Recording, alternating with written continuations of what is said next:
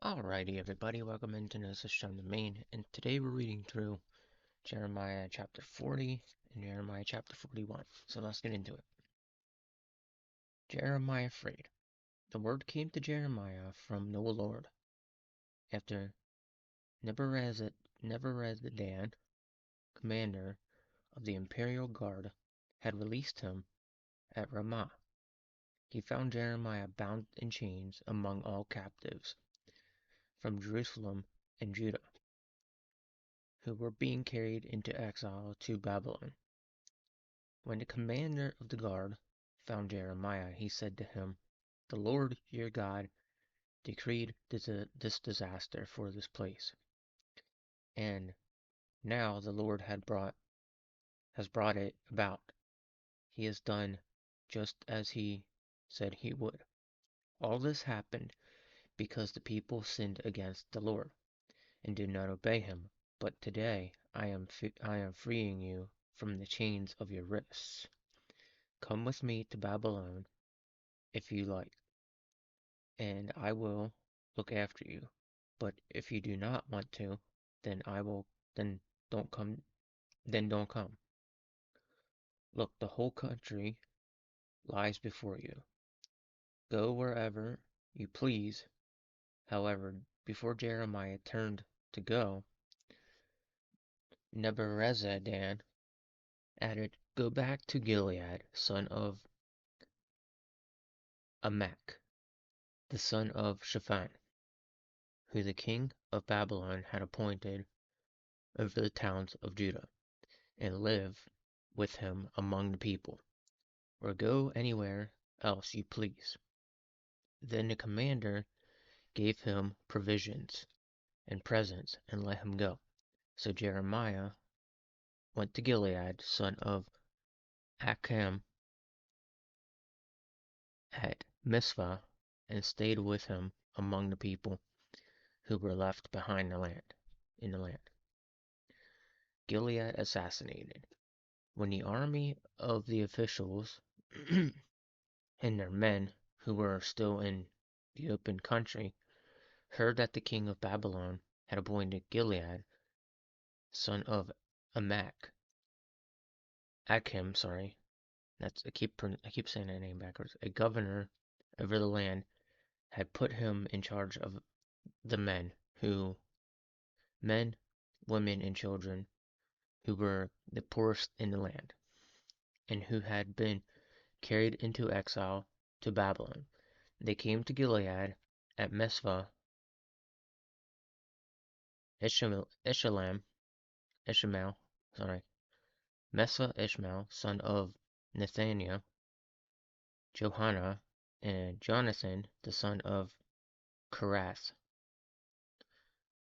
Shariah, son of Tenhumeth, son of Ephah, and the Nephatite,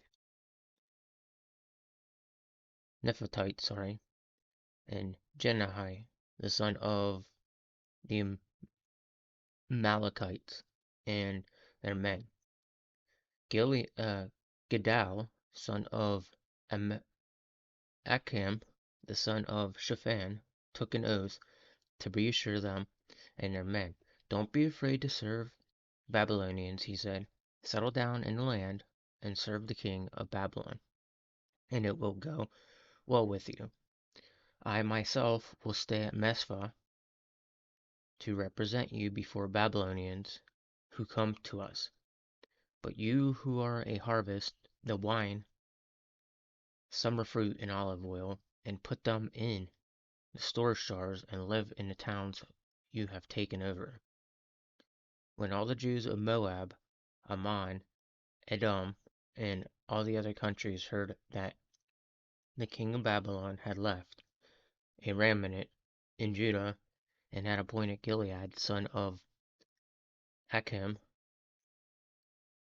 the son of Shaphan, as governor over them, they all came back to the land of Judah, to Gilead and Mizpah, from all the countries where they had been scattered, and and they harvest an abundance of wine and summer fruit.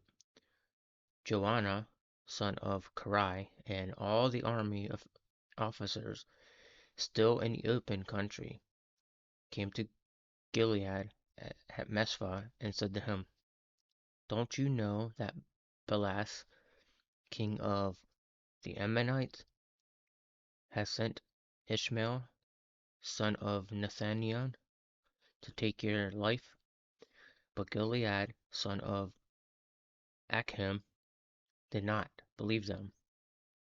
Jonathan, son of Kerah, said privately to Gilead in Mesphah, "Let them go and kill Ishmael, son of Nethaniah, and no one will know it.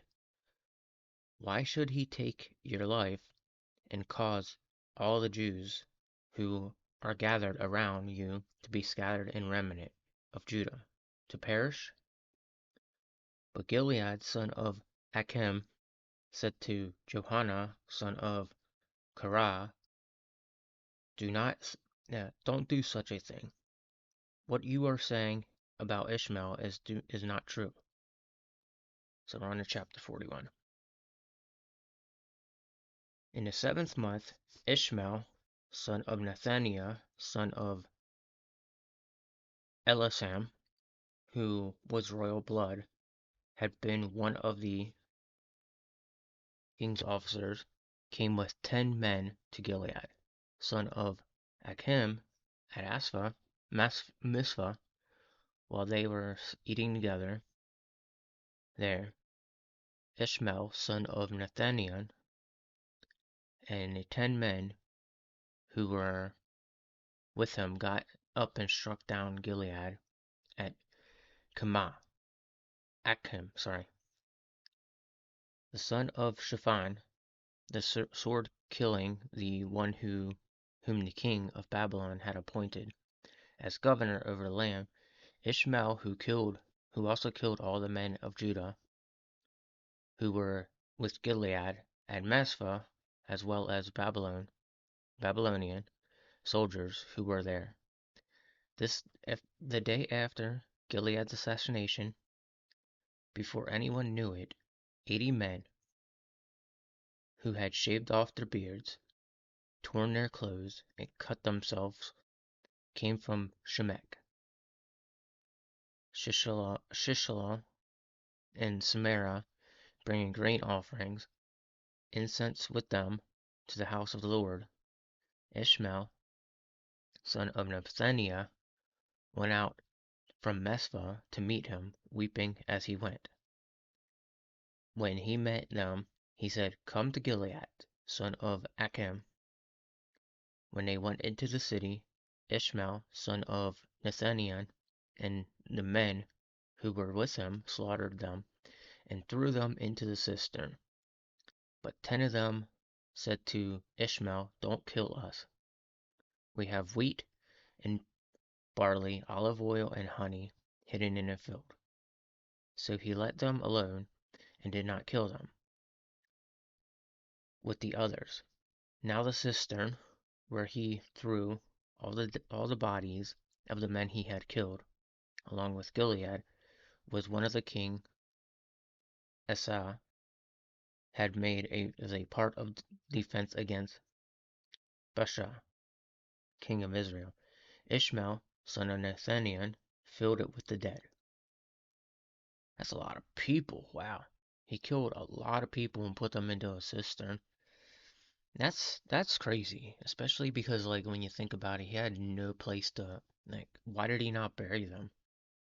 These are just awful people, man. Like why would you do this? Ishmael made captive all the rest of the people who were in Mizpah, king's daughters, along with all the others who were left there, over whom Nebuchadnezzar, commander of the imperial guard, had appointed Gilead, son of Achim.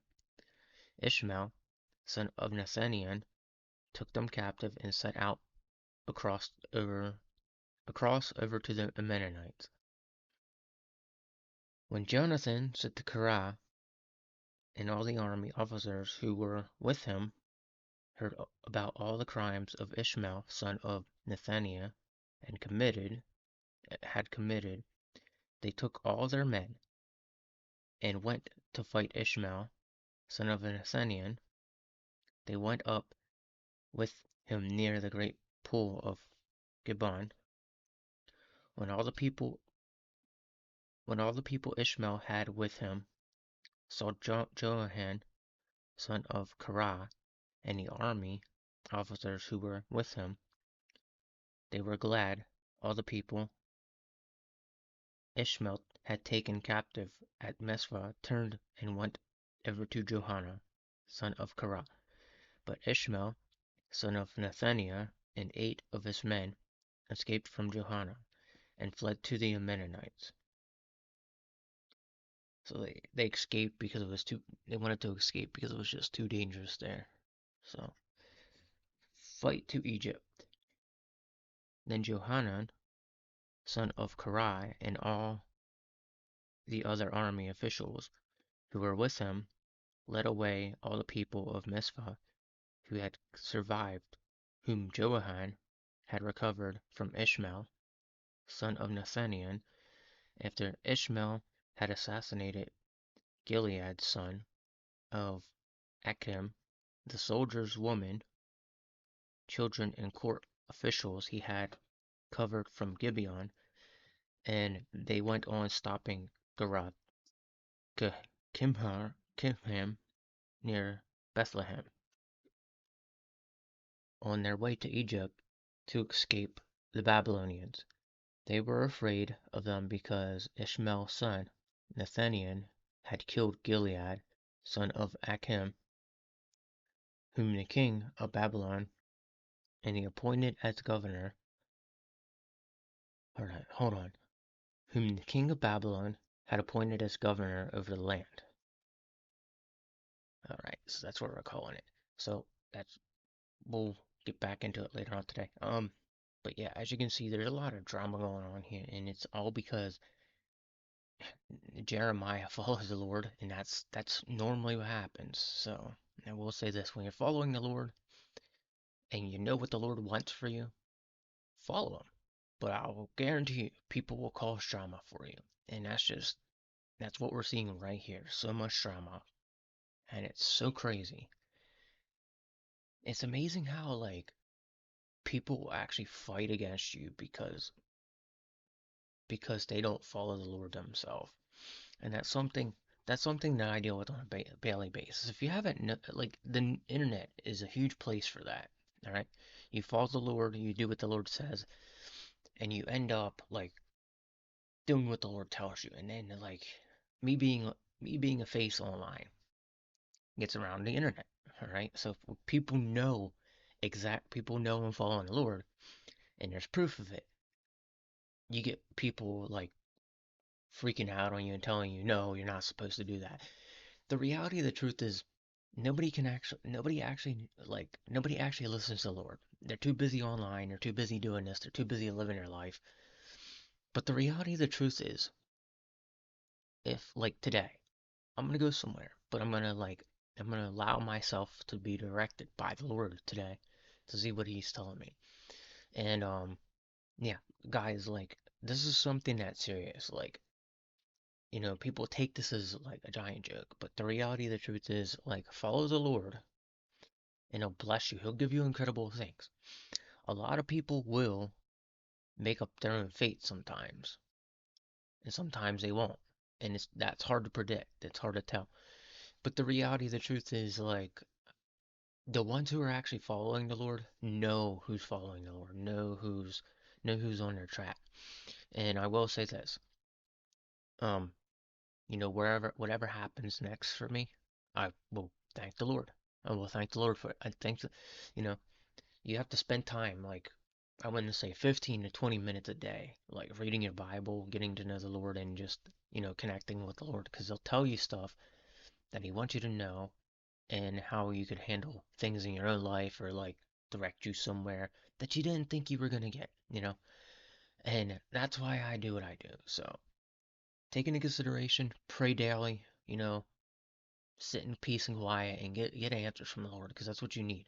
You need to be quiet so you can connect with Him, and He'll talk to you. He'll give you messages and stuff like that.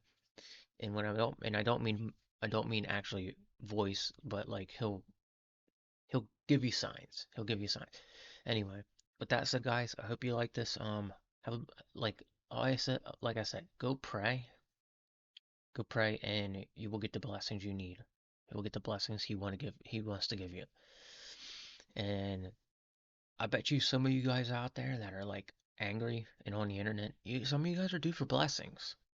Some of you guys are due for blessings, and that's something you need to learn. Anyway, with that said, guys, take it easy. Take it easy, and God bless you. And I'll be seeing you next time in the next video. God bless.